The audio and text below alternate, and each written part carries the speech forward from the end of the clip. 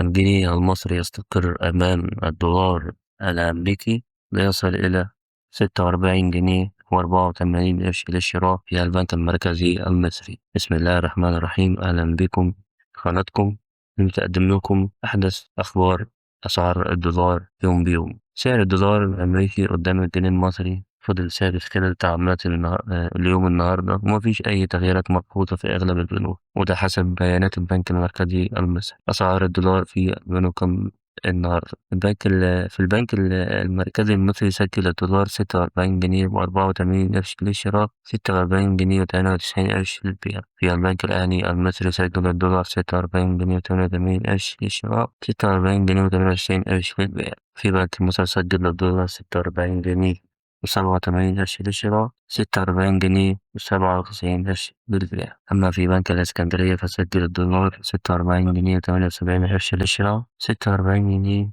و88 قرش للبيع. وأخيرا في البنك التجاري الدولي CIB سجل الدولار 46 جنيه و85 قرش للشراء، 46 جنيه و95 قرش للبيع. لو حابب تتابع أسعار الدولار أول بأول، ما تنساش تعمل لايك واشترك في القناة عشان يوصلك كل جديد. مع السلامة.